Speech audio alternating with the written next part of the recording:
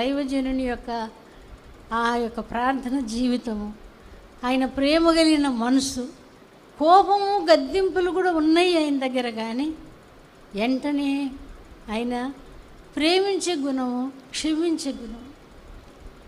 ఇప్పుడు ఏదన్నా తప్పులు ఉంటే మనం ఒకరికొకరు క్షమించుకొని సరి చేసుకునే పరిస్థితులు లేవు. కానీ బ్రదర్ భక్సింగ్ గారి దగ్గర చూసినాను.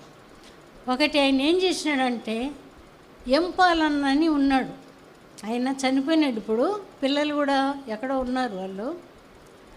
ఆయన ఏం చేసినాడు, 40 ఏళ్ళ సంవత్సరాల క్రితం సంగతి. ఆయన వచ్చి, బ్రదర్ నాకు జరగలేదు, చిన్న సంఘము, నేను వచ్చేస్తాను అని రాసినట్ట లెటర్. నీకు విశ్వాసం లేదు దేవుడు పోషిస్తాడని, రావద్దు అంటే వచ్చేసినాడు. వస్తాను చాలా కోపన్నారు. కోపడి, నీవు దేవుని మీద నీకు నమ్మకం, దేవుడు పోషిస్తాడనే నమ్మకం లేనప్పుడు నువ్వేం సేవ చేస్తావు, ఉద్యోగం చేసుకొని బ్రతుకు అన్నాడు. ఆయన బాధపడి, కానీ ఎక్కడ లేదు స్థలం, మూట కట్టుకొని అన్ని పాపం తీసుకొని పోతున్నాడు. నేను పెద్దల శ్వేతక్క ఎబ్రోన్లో సేవకురాలు బయటికి సేవకు పోయి వస్తున్నాం. ఆయన వచ్చేటప్పుడు ఆయన ఎదురైనాడు, ఏడ్చినాడు. ఏమన్నా ఎన్ని తీసుకెళ్తున్నావు అంటే, బ్రదర్ నేను ఆయన వద్దంటే కూడా వచ్చానమ్మా, ఇది పనిష్మెంట్ నాకు అని అన్నాడు అనమాట. అయ్యో పాపం అట్లన్నాను, ప్రార్థన చేస్తాములే అని ప్రార్థన చేసినాము ఇద్దరము. తర్వాత బ్రదరు ఆ రోజు మీటింగు, గోల్స్వర్ది బ్రదరు మీటింగ్ తీసుకుంటున్నారు. ఇంగ్లీష్ ఆయన మీటింగ్ తీసుకుంటా ఫ్లాగ్ దొర, నీ సహోదరుడు నీ ఎడలు తప్పిదం చేసిన ఎడల ఎన్నిసార్లు క్షమించాలా అని ప్రశ్నిస్తూ ఉన్నాడు. ఆయన ఇట్లా మనలాగానే కూర్చున్నాడు. భక్సింగ్ గారు 77 సార్లు క్షమించాలా అన్నప్పుడు వాక్యానికి ఎంత ప్రాముఖ్యత ఇస్తాడంటే బ్రదరు, అంత ప్రాముఖ్యత ఇస్తాడు. వెంటనే మీటింగ్ అయిపోయింది. ఈ సంగతి ఎలిసిపెత్తగా నాకే తెలుసు కాబట్టి ఆయన వెంటనే ఆఫీస్ దగ్గరికి వచ్చారు. ఆఫీస్ దగ్గరికి వచ్చి, ఎక్కడ ఎంపాలు ఎక్కడా అనుకుంటా వచ్చేస్తే, అప్పుడు వాళ్ళంతా పెద్దలు ఉన్నారు, చాలామంది పెద్దలు, చాలా కలగా ఉండేది ఎబ్రోన్ అంతా. ఆ పెద్దలు, లేడు బ్రదర్ వెళ్ళిపోయినాడు, మీరు కోపన్నారని వెంటనే పిలువ నంపమని చెప్పి, ఆయన ఇక్కడనే ఎక్కడో రీసాలగడ్డ అక్కడ యాన్న ఉన్నాడు, వెంటనే వచ్చేస్తానే. అంత పెద్ద ఆయనను పట్టుకొని క్షమాపణ అడిగినాడు. క్షమాపణ అడిగినప్పుడు ఎంపాలన్న ఏడవడము, బ్రదర్ కూడా ఏడు. డేజ్ అంటే, అయ్యో పాడు ఈయన కొరకు బ్రదర్ ఏడుస్తున్నారు.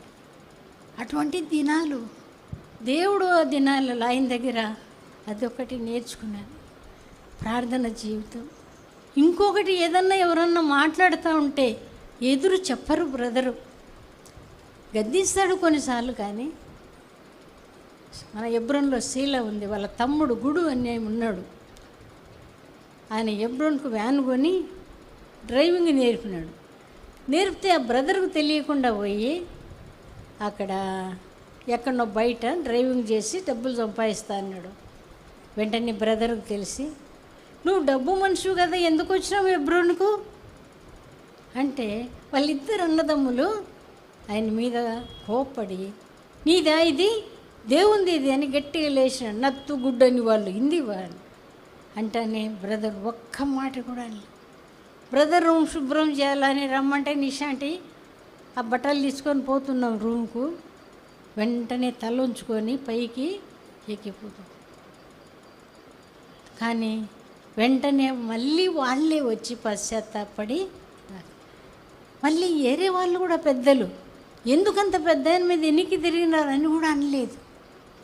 కానీ ఆ రీతిగా క్షమించే మనసు, ఆయనకు పెద్ద మనసు ఉండింది కాబట్టి సంఘాన్ని ఎంతో ఘనంగా జరుపుకుంటూ వస్తున్నాడు. కొన్ని ఆయన ఎవరన్నా తప్పిపోయి వేరుగా అంటే ఒప్పుకునేవాడు కాదు. బెంగళూరు తీసుకెళ్ళి అక్కడ ఏదో కొంచెం ప్రాబ్లం ఉన్నాయని వేరే సంఘం పెట్టాడు. నీ ప్రభు శరీరాన్ని చీల్చలేనని గట్టిగా ఏడుస్తున్నాడు. సిడి బెంజమిన్ బ్రదర్ ఏడవడం. సంఘం కొరకు అట్లా ప్రయాసపడినటువంటి గొప్ప దైవజనుడు. కాబట్టి ఆ మనసు ఇప్పుడు ఎల్లప్పుడూ ఉంటే మన సంఘం ఇంకానూ స్థిరపడుతుంది.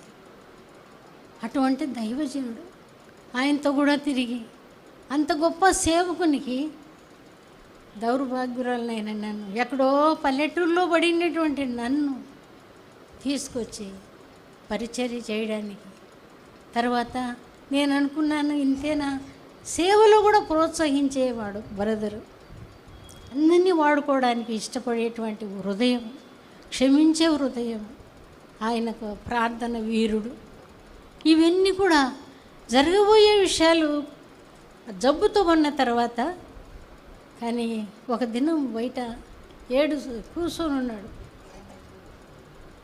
కూర్చొని ఉండేటప్పుడు ఆయన నేను దగ్గరికి వెళ్ళి, ఇంకా ఎవరో ఏం బ్రదర్ ఏడుస్తున్నాడు, ఏమి ఏడుస్తున్నా అంటే పెద్ద తుఫాను హెబ్రోన్ మీదకి రాబోతుంది. ఆ రకంగానే జరిగింది. ఎన్నో ఇంకా ఇటువంటి అద్భుతాలన్నీ కూడా ఆయన పెద్ద ప్రవక్త. ఆ దైవజనుని ఈ చట్ట మధ్యాహ్నం మా బైబిల్ స్టడీలో మనము ఇంట వచ్చినాం. ఆయన చేసినటువంటి అన్ని మంచి కార్యాలు, ఈ దర్శనము శ్రేష్టమైనది ఎక్కడ కూడా లేదు. ప్రత్యేకింపబడినటువంటి జనాంగంగా చేసిన ఆరాధన, ఇవన్నీ కూడా మన సహవాసంలోనే ఉంది. కాబట్టి ఆ పూటకూలి వాని ఇండ్లు ఉన్నట్లుగా అనేక ఆత్మలను సంఘములో చేర్చబడి తిరిగి ప్రభు ఉజ్జీవింపచేసి, తిరిగి ప్రభు ముందు ఉన్నట్లు నా మందిరం మీద ఈ కన్ను దృష్టి ఉంటుంది అని చెప్పిన దేవుడు